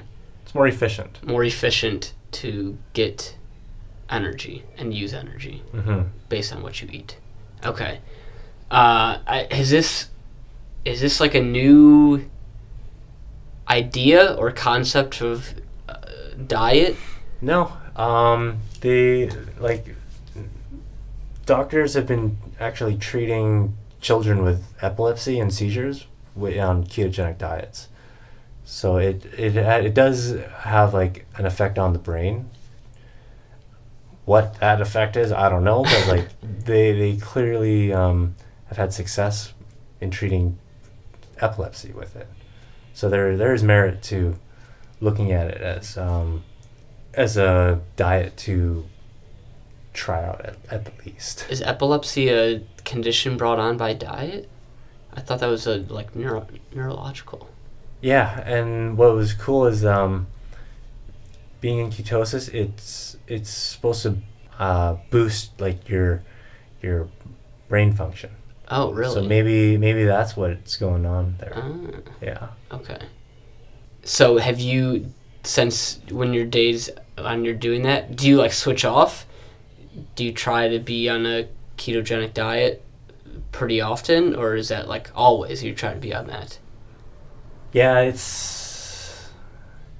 and how do you? I mean, can you even do that while traveling? You can't go halfway. It's like you're either on or you're off, because then as soon as you kind of break away from that whole like diet, your body's just flooded with all that glucose again, and you're back to square one, and it's you can get back into it a lot easier. But I mean, I got back into it last week or even a few days ago, and you hit that wall. Like when you first go into ketosis, it sucks. Like you're so damn tired. Like, the first time I took like 4 like hour and a half naps in the same day. It was fucked up. And then the same thing happened to me a few days ago when I was trying to get back into it. Like I've been off it for a while. I don't actually practice it all that much anymore. I practice intermittent fasting. Okay, so what's that mean? So I mean, you have a set amount of hours where you eat. So it's your eating window. So let's say you eat for 8 hours. That means you fast for 16.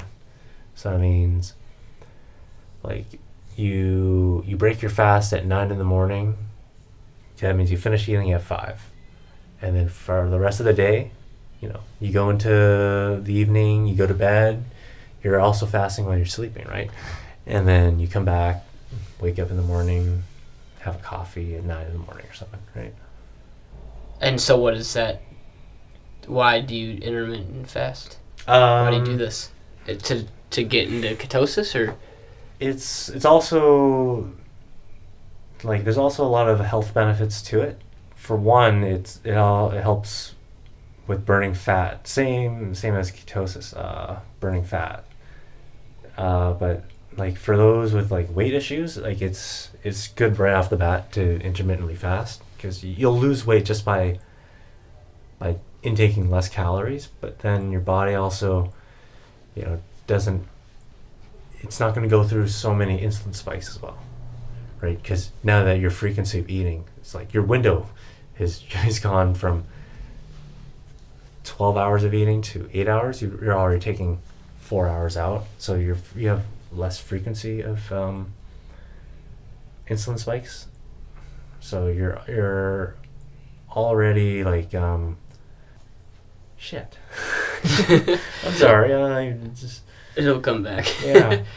Okay.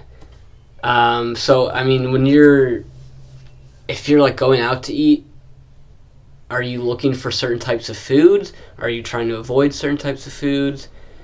Or just in general, not for maybe these specific type things, but what type of foods are you looking for, and what are you definitely trying to avoid? Lots of veggies. Veggies are good. Veggies are king, because like they're nutrient dense, and you can never go wrong with veggies, right? You got like you're gonna get your dietary fibers, which are good for feeding your gut flora, and like you're getting a whole bunch of micronutrients that you're not gonna get from eating like a bunch of meat or a bunch of fruits. Like you'll definitely get different kinds, but like you'll get a broader spectrum from eating veggies. So you can never go wrong eating veggies. And then you kind of want to treat fruits as desserts. And then that means the freaking pineapple buns and the bubble teas are like taboo. It's not fun. So you really need to restrain yourself in those little snacks and sweets. You know, is it just like moderation? Because to completely eliminate those, you really gotta, for the average person, we're not competing for some insane physical feat, or, you can have these little snacks every once in a while, especially like ice cream, or is it just you should just completely eliminate them, Yeah, well, not completely eliminate them, but I think for me, it's like all in the timing. Like, if I do fall off the bandwagon or off the wagon or whatever the term is, I'll just fast, because fasting it's a good way of resetting everything, and then you can just start with a clean slate, and then go from there. Like maybe set aside a few days, like 2 or 3 days, maybe 2 days even, like the weekend, just indulge, binge, whatever you want. Fuck. And then just know that later on you're gonna be back to your routine. And then for those few days, you'll just be very strict. Disciplined, yeah. Disciplined, yeah, that's a better word. And then as you go about, you'll be more cognizant of your choices. So even when you have your binge day, you may not even eat that much, because you're like, I don't even want to eat like so much cake or whatever. You may actually just like reduce, because you just want to eat better. Yeah. Do you feel like on days where you are, maybe not just days, but days or periods of time, like a week or something, where you're eating pretty well and being pretty strict with yourself on the types of foods and not overindulging with some sweets and stuff, do you feel significantly different and better overall than on weeks where you're maybe not doing as well? Yeah. Like even like maybe 2 days of just eating right, eating good, eating healthy, like you feel the difference. Like it's immediate. Maybe not immediate, but like you feel it. There's a very quick like turnover rate or return ROI. Return on investment. Yeah, of food. man. Like it's really actually key. The most important thing really is just to be very cognizant of your choices, and then just be disciplined on your plan or your routine. Is there anything else on food that you want to highlight? Yeah, but I'm gonna do a terrible job. I'm gonna like butcher it again. I feel like I should say more on ketosis, but it really sucked there. What would be a good place to find some more on ketosis then, if you don't feel like you can explain it well? Yeah, I did a really shitty job, guys. I think the undisputed leading freaking voice on ketosis is Dominic D'Agostino. Okay. Yeah, maybe you can search him up or put that in the show notes. Yeah, I'll find something to put in the show notes on ketosis. But also, one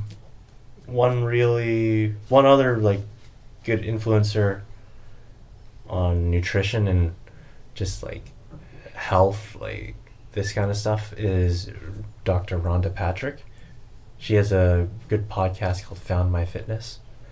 And like, she's a ninja. That's a good place to look up or to learn about like fasting, a little bit on ketosis, but a lot of sauna too. Sauna. There's a lot of health benefits from sauna as well. Okay. That I'm not even gonna bother. Well, you can't really. I can't articulate it. Utilize that feature on traveling, can you? Yeah. Not many places around the world have saunas, do they? Unless you just go to a country that feels like a sauna. Yeah. It's not even hot enough. Yeah, true. Okay. All right, well, we'll get into some of the other aspects then. All right, but so let's get into... let's talk about your Tai Chi. Okay. What is Tai Chi? What is... Yeah, just what is Tai Chi? That's... I don't even know what Tai Chi is, to be honest. Like, what you think about it is like these old people in the park doing these like slow, weird movements. You think it's lame. Maybe it is, but I really enjoy it. Like, there's good meditation in just slowing down, like slowing down the movements, slowing down your life. Like when you're doing them, you really just like can't think about anything else. And I guess it goes for like anything, like any other sport or any other exercise, but like there's something about it when I do this compared to anything else, any other like exercise or thing I've tried out. Like this has really sat with me as like a moving meditation. So it's different forms and slow moving exercises with your body, or yeah, it's about like adopting the right postures and forms and then kind of just building a base off that, and all these movements you kind of just, oh man, like I don't even know how to describe it. Like I did it just for the stillness and the calm it brought me, not for the health aspect or like the fitness aspects. Like I can get fitness from a lot of other things, but like this was me purely just for like calming myself down, stilling the mind. Yeah. Also learned about it from Josh Waitzkin. Oh yeah, the art of learning. Yeah, he made it sound so cool in the book. Yeah. So but it is pretty damn cool. So do you do any sort of formal meditation, like sitting cross-legged, or is this your kind of meditation and it's moving though? Well, it is moving, but yeah, is that? I realized more and more that like you can find meditation in anything. It doesn't have to be sitting down cross-legged, doing like the soham, what you think of when you think of meditation. Yeah. But I did that as a start when I first got into it, and I used it as a way to fall asleep because oh man, it was good. I'd be out like that. I would be sitting on the floor and I'd pass out like this. And I'm cross-legged and I'm just like collapsed leaning forward.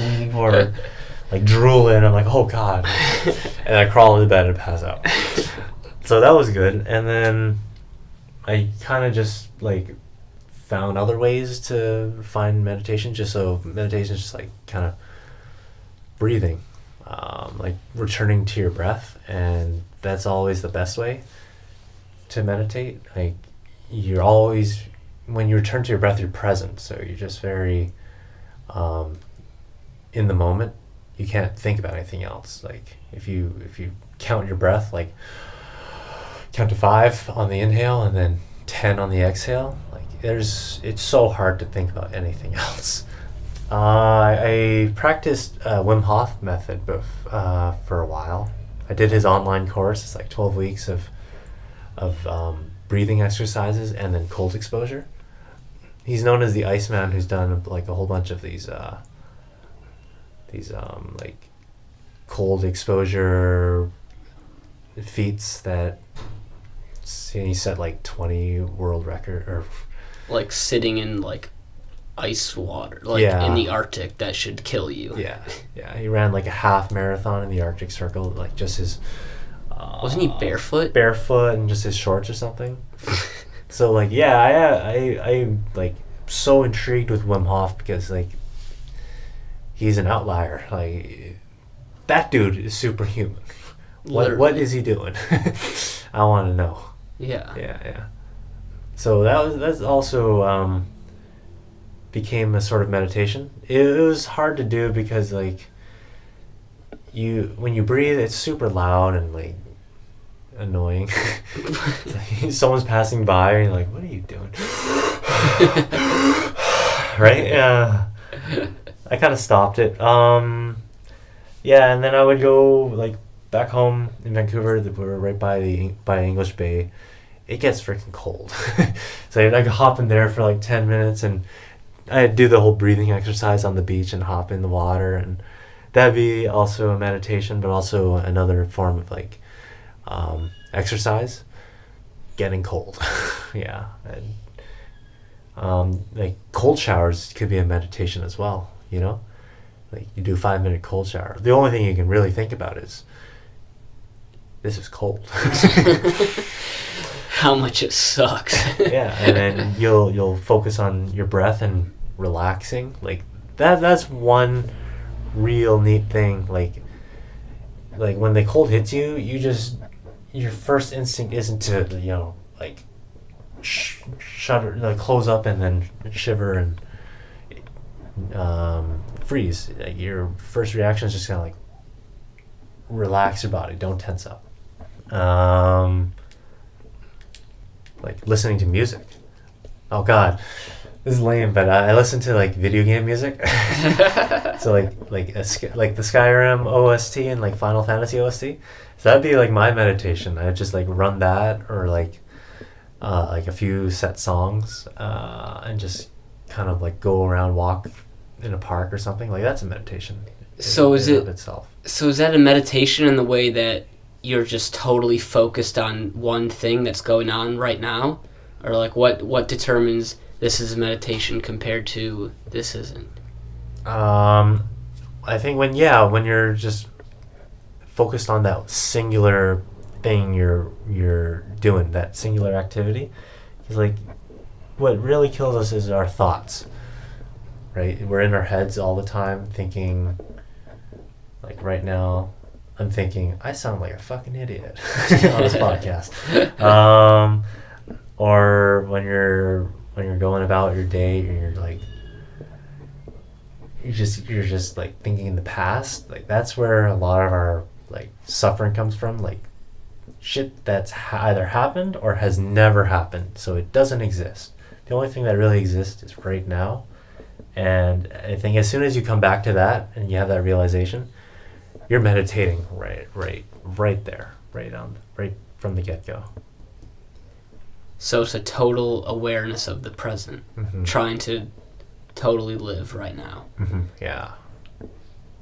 Like if you're thinking about things that you wish you did or that are bothering you, that are coming up from the past, you're like you're unnecessarily like suffering. Yeah. There's no reason to. What are we talking about? Just meditations in general. Yeah. How there's different forms of it, I guess. And Arnie. Oh fuck.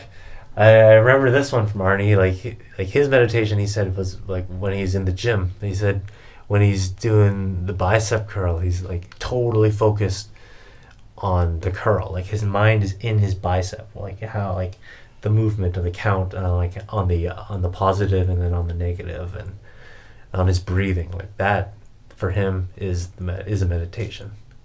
Yeah. So what are some good ways to bring your mind to right now, whether it's doing a workout or listening to music, or what are some ways that you make sure you bring your mind back to right now instead of if you catch yourself suddenly, oh, tomorrow I'm going to go on this hike, and then, oh, remember that one time I went on that hike with that person and blah, blah, blah, and you just go down that path. How do you bring yourself back to, oh, wait, I'm not focused on that? Just doing that. Just thinking about that? Just realizing, like, wait, my head is not here. And then you're back in the present. So are you just constantly trying to consciously think about that, or yeah, your mind will drift. Now that you've developed it a little bit more, you're able to catch yourself, or I guess how? Because for the average person, if they've never done any meditation, we probably aren't going to be able to just think, oh, I'm not thinking about right now. So is it just you just have to start practicing a little bit, and then just like simplest things, like catch yourself, like, am I like, did I just think about something in the past, or am I thinking about something in the future? Then you're not in the now. Right? Okay. So I think that's a good place to ask about. In the last podcast, you talked about how The Power of Now by Eckhart Tolle kind of had a pretty big impact on you. Yeah. Can you just explain a little bit more of that? Yeah,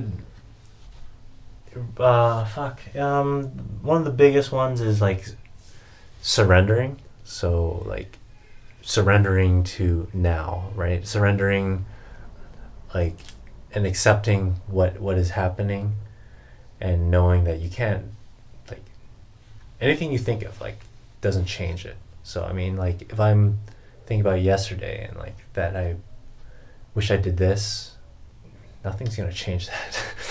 Right? Surrendering your identities. Oh, that's a big one. Jeez. Goddamn. I think that's like the biggest takeaway actually from me.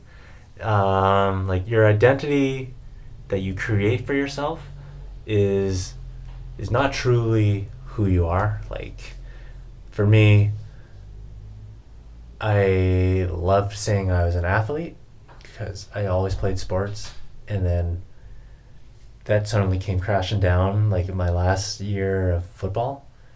Now, like, as soon as it ended, we lost the first round of the playoffs, and like, it was over. There's no chance of like a championship ring or whatever, and like, I was so broken, so like, didn't know what to do. Like, had an identity crisis because like I was an athlete, and I didn't, like, for 2 weeks I was just, I guess, depressed just from that. And then also, as soon as you realize, like, you are not an athlete, you are not a fighter, you're not a soldier, you're not a poker player, you're not any of these. Like, this you created for yourself. This is like your mind trying to put you in a box when you're really, like, connected to the whole world. This is the freaking woo-woo shit I was talking about. But like, you're really connected to the whole world. Like, you feel a connection with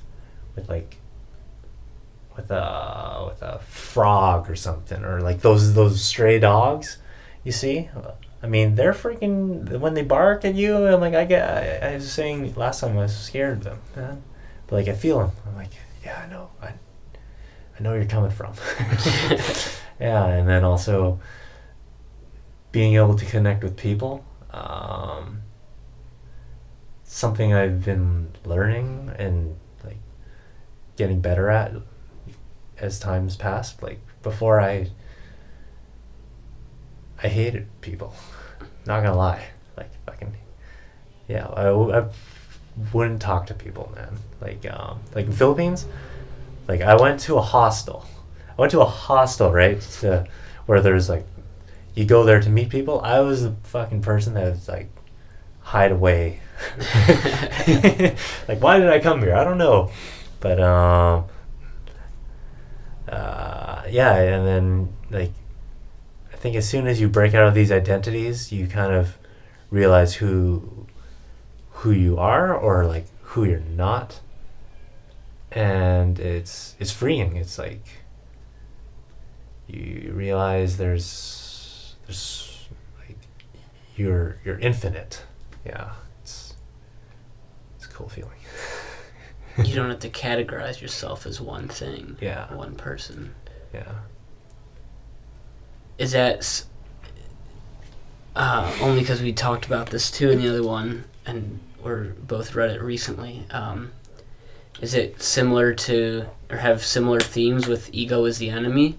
Kind of how we build up this idea of self, I'm this person who does this, and I've done all this, and I'm awesome, and you feel like you have to live up to that? And is it kind of trying to break away from that, or are they two pretty different ideas? I think they go hand in hand, or maybe they're even the same. Because I connected with that too. I was like, I see it when I play poker. We're talking about poker again. Goddamn. Because I'm not gonna lie. Like I play a pretty good game, but I'm a mega fish because of I somehow sabotage myself every time I win. Like I won a tournament, and then the next day I immediately lost it. Like don't know how. Like I told my brother, he's like, "How the fuck is that possible? You lost, you won your first tournament ever, and then you torched your entire roll." And there's probably some weird mental block going on that caused me to constantly sabotage myself, and I have to get out of the game because of it, because there's so much ego involved, because it's that whole concept of feeling invincible. So when I play poker, I think I'm invincible, I can't lose, so then I try to make the biggest plays and try to make the sickest call downs. And you do the math behind it, you're like, this is 1% chance this is actually true. But then for me, I see it as, hell no, I'm better than everyone else. I can do it. I'll be the 1%. Yeah, I'll be the 1%. Yeah, I'll be the outlier. Yeah, you can't force it. So, yeah, that's a good quote I like from Bruce Lee, where he says, "Be water." You have to be fluid. You have to be adaptable. You have to be, nothing, but also be nothing and something at the same time, right? You put water into a cup, it is the cup. Put water into a bowl, it is the bowl. But it's like the weakest thing, but it's also the strongest thing. That's deep. Yeah, that's the reason why I love Bruce Lee. That's why I love Mike Tyson, Muhammad Ali. It's not. Maybe that's why I actually love them. Not because of their physical feats, but because of who they showed they were after their accomplishments. So the man behind them, the champion, or the human behind the champion. Yeah, not just them. Who are my other heroes?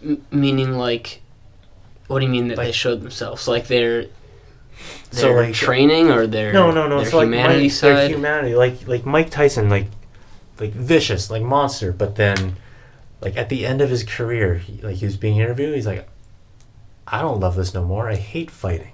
He's known as a fighter. He's he already shed his identity at the end of his career, and then you see him now. He's incredibly open and vulnerable, I guess. And same with Muhammad Ali. He said it wasn't until after his boxing career that his life purpose began as a humanitarian and everything. Same with Bruce Lee. I really respected him after I read his book, Artists of Life, and his philosophy behind martial arts. It's the expressing, for him, martial arts is expressing the truest form of him, right? So you think of a dancer, or an artist, or a singer, whatever, like their passion is bullshit, right? From Ego's Enemy. Their passion is what enables them to express their truest form, or like their truest self. Jack LaLanne, I mean, I just love the man. he inspired so many people to get up off the couch and, you know, be healthy. Inspired me. And then also my other hero, like, is he has a podcast as well called The School of Greatness, Lewis Howes. So like that dude, he was an athlete, all-American college athlete, and then played arena football. Yeah, and then broke his wrist, and then went through all this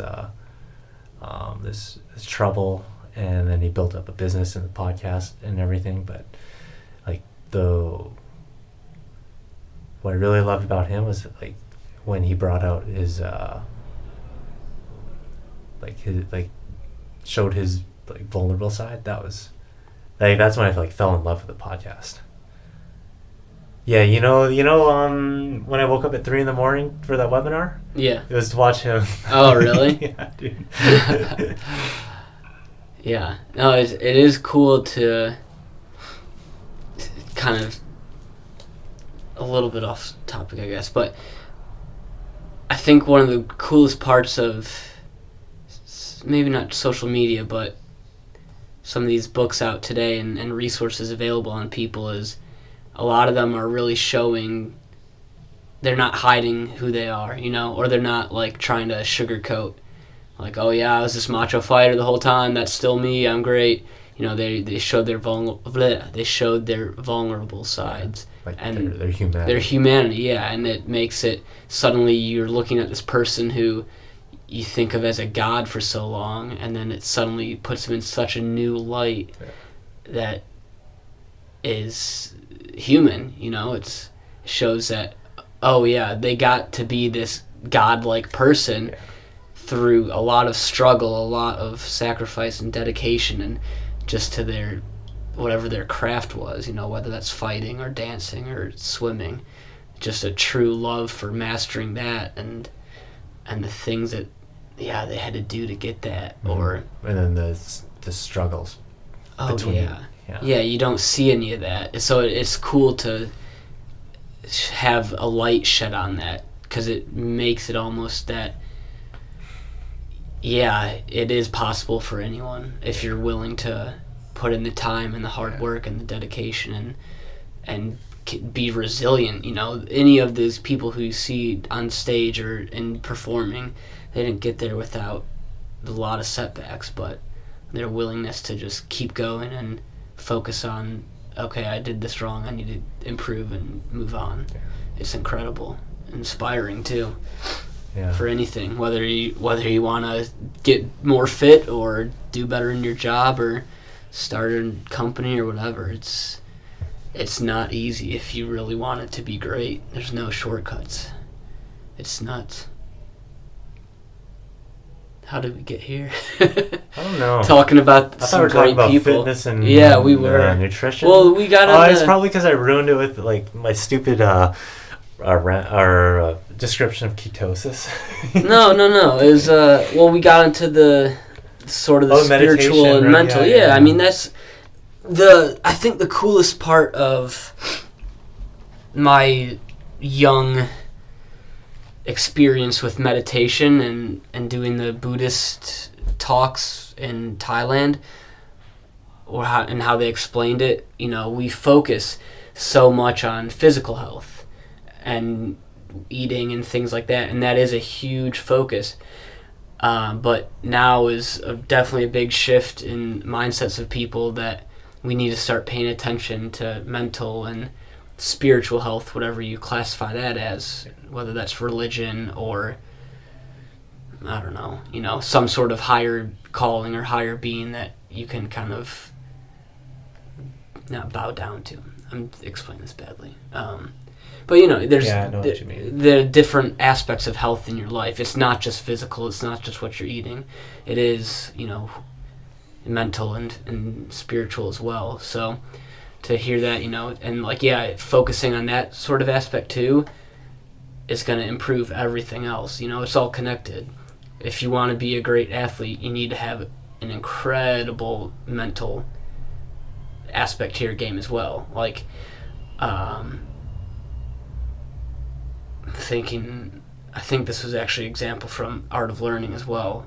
Reggie Miller, who someone starts taunting him and he suddenly uses that as when Spike Lee's taunting him and he takes that and just uses a fuel. He just goes, I want to like just uses it as fuel, and the mentality to take whatever comes your way no matter what it is and just totally use it to your advantage, and it's nuts. I don't know. But yeah, so focus on, it's just back to that balance of implementing physical fitness, doing some sort of physical exercise, focusing on eating, putting the right things in your body, focusing on consuming not just food but information and what you're putting into your mind, and then how does it all work together? How do you balance it out every day to make sure it's always improving? And body, mind, and soul too. Yeah. Body, mind, and soul. So yeah, that's where we're at. Yeah. We somehow went down the rabbit hole again, guys. No, but I think that's been one of the biggest shifts in my outlook recently, or in the last year. I mean, from day one, getting to school, there is that physical focus. You got PE or physical education, and you're taking some health classes and stuff, but there really never is a mental aspect to it. Yeah. So starting to pay attention to that more and try to practice it, I think has been really cool to see the results from and how it's impacted the other things.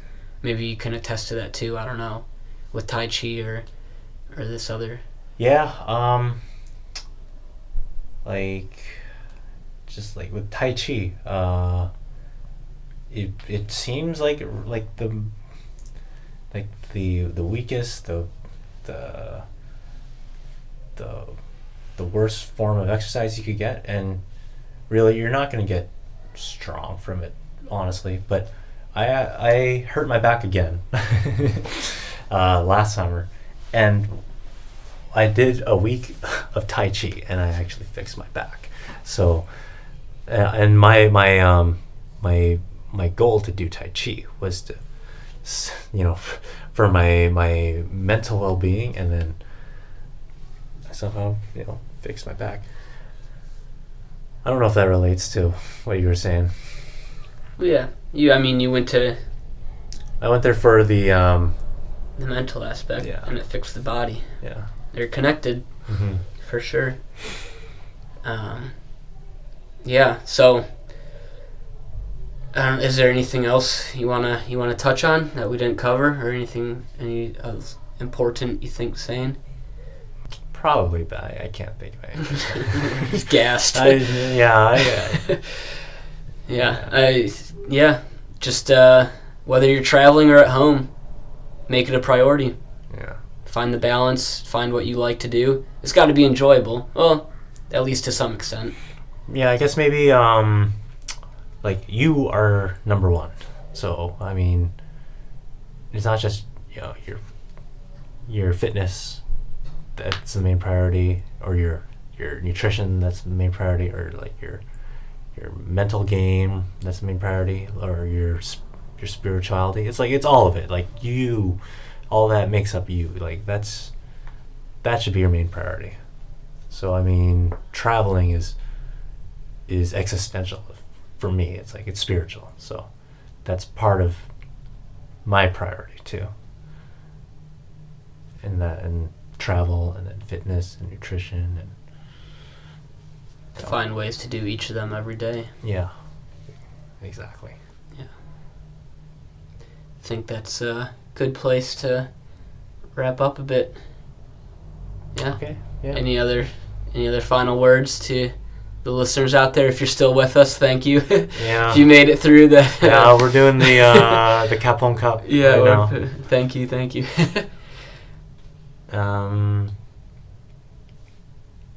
I don't know. Yeah. I think you said it well. Yeah. Focus on all those areas. Sweet. Well, you only have Facebook, right? If people want to reach out, ask any other questions. Oh yeah, like I'm a hermit. I don't have Instagram or anything. You can't get hold of me.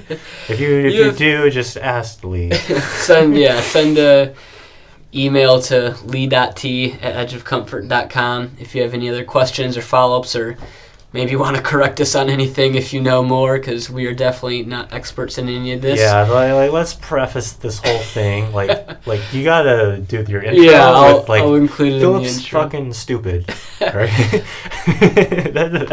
Preface it with that. Our thoughts based on our experience. But no, you're knowledgeable on a good amount of that stuff. Yeah, I just found it so hard to articulate on this. Yeah, it's okay. Hopefully we'll be okay with it.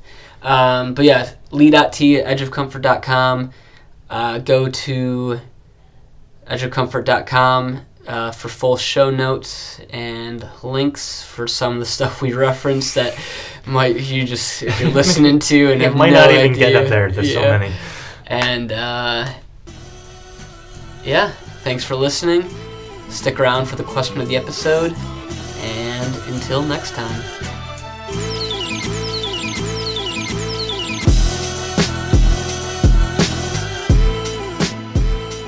Hey everyone, Lee here again real quick with the question of the episode, which is, do you bring any exercise equipment with you in your bags? If so, what are they? Head to edgeofcomfort.com/EOCP13, that's the number 1313, and leave your answer in the comment section at the bottom of the blog post. Thank you for listening, and I look forward to reading your answers. Until next time.